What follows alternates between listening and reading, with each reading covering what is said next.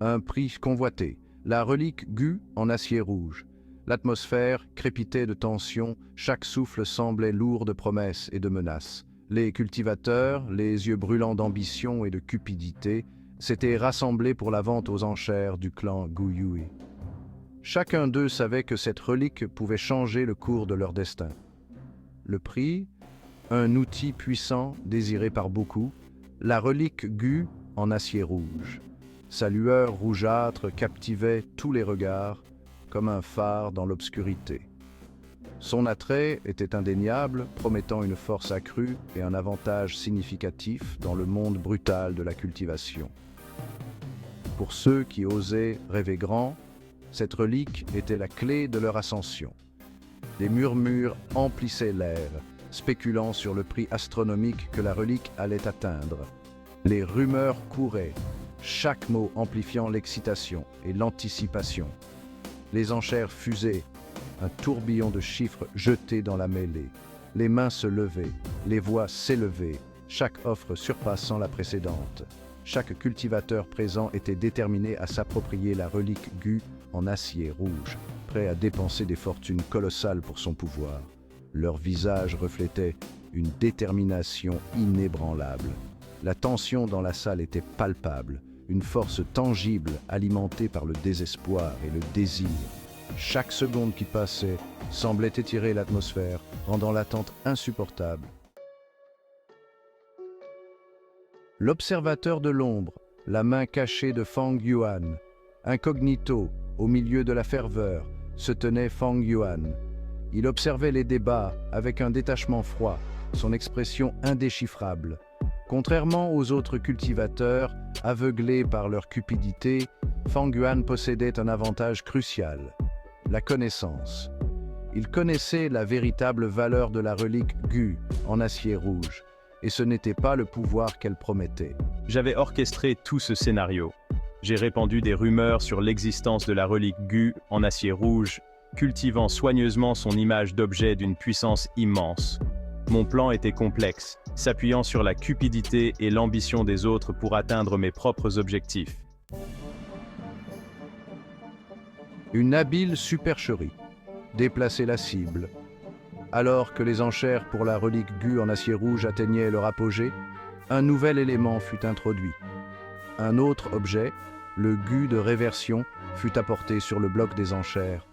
Ce coup de théâtre provoqua une vague de confusion parmi les cultivateurs rassemblés.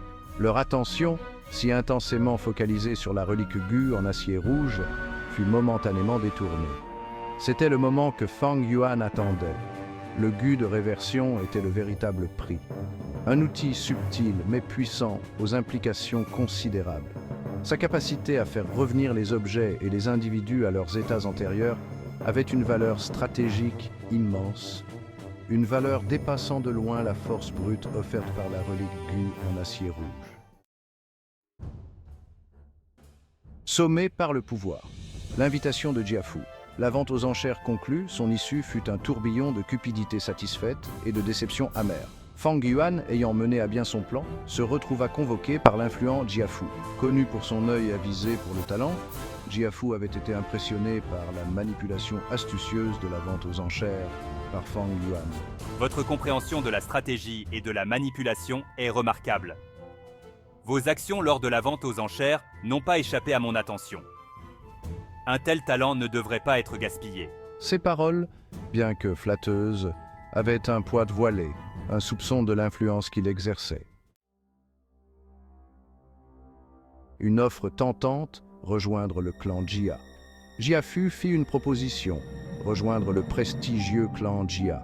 C'était une proposition séduisante, promettant richesse, ressources et la protection de l'une des factions les plus puissantes de la région.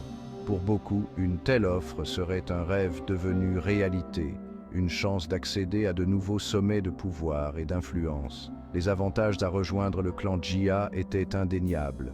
Leurs ressources pourraient alimenter sa cultivation, leur réseau pourrait ouvrir des portes à de nouvelles opportunités. Pourtant, Fang Yuan savait qu'un tel pouvoir avait un prix, son indépendance. Il deviendrait un pion dans leur jeu, son destin dicté par les caprices des autres. Un refus poli, préserver son indépendance. Après une pause soigneusement calculée, Feng Yuan refusa poliment l'offre de Jiafu. Il savait que chaque décision devait être prise avec soin, chaque mot pesé avec précision. J'apprécie l'offre, Seigneur Jia, mais je dois décliner. Votre générosité est grande, mais ma voie est différente.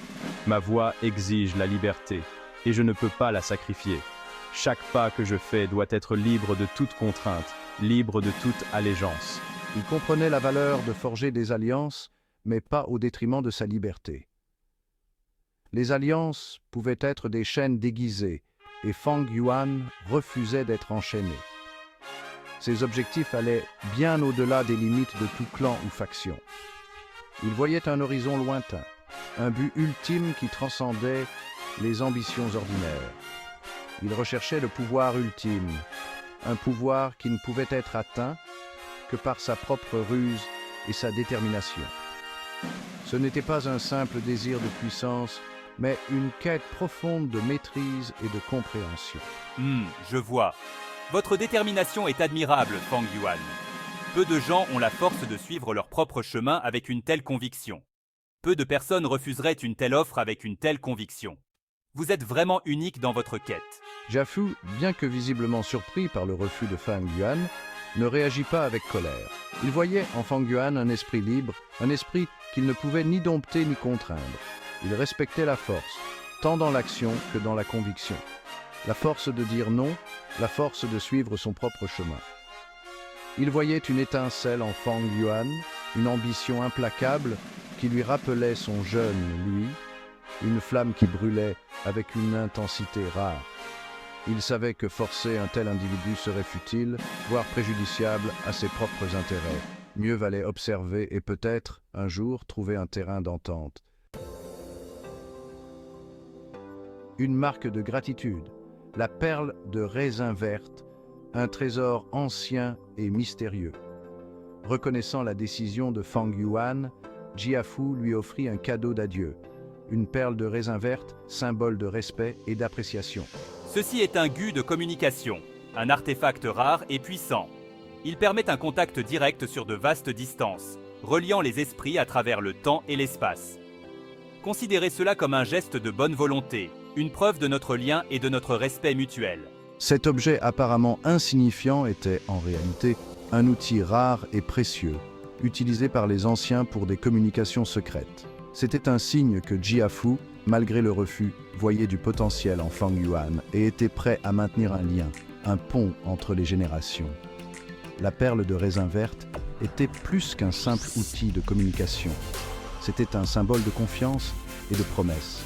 Elle représentait un lien avec le puissant clan Jia, un lien qui pourrait s'avérer bénéfique à l'avenir, ouvrant des portes et des opportunités. Feng Yuan accepta le cadeau d'un signe de tête poli, son esprit déjà en ébullition de possibilités, envisageant les nombreuses voies qui s'ouvraient devant lui. Le calme après la tempête, évaluer le butin. La vente aux enchères terminée et sa rencontre avec Jiafu derrière lui, Feng Yuan se retrouva seul, capable enfin d'évaluer les fruits de son labeur. La relique Gu en acier rouge n'était qu'une distraction, un moyen d'arriver à une fin. Le véritable prix, le Gu de réversion, est maintenant en ma possession. Le Gu de réversion, avec sa capacité à manipuler le temps et la forme, était un outil d'une valeur stratégique immense. Il s'intégrait parfaitement au grand projet de Feng Yuan, ses applications limitées uniquement par sa ruse et son imagination. Chaque mouvement qu'il effectuait était soigneusement calculé, le rapprochant de son objectif ultime, transcender les limitations de son enveloppe mortelle et atteindre la véritable immortalité. Un risque calculé, la valeur de l'information. La décision de Feng Yuan de refuser l'offre de Jiafu n'a pas été prise à la légère. Il comprenait les risques liés au fait d'opérer en dehors des structures de pouvoir établies. Le véritable pouvoir découle de la connaissance et de la capacité à l'exploiter. En refusant d'être lié à une faction, Feng Yuan conservait sa liberté d'action. Il pouvait tracer sa propre voie, sans être accablé par les plans des autres. Sa rencontre avec Jiafu, bien qu'apparemment un détour, avait fourni de précieuses informations, des aperçus sur le fonctionnement du clan Jia et ses ambitions. La voie à suivre vers des sommets plus élevés. La route à suivre était semée de dangers et d'incertitudes. Pourtant, Fang Yuan y faisait face avec une détermination inébranlable. Armé du gu de réversion et des connaissances acquises lors de sa rencontre avec Jia Fu, Fang Yuan était prêt à affronter tous les défis qui l'attendaient. Son voyage était loin d'être terminé, mais chaque obstacle surmonté, chaque victoire remportée, le rapprochait d'un pas de son objectif ultime, devenir le maître absolu de son propre destin. J'ai goûté au pouvoir, j'en veux plus. La vente aux enchères de la relique gu en acier rouge n'était qu'une étape.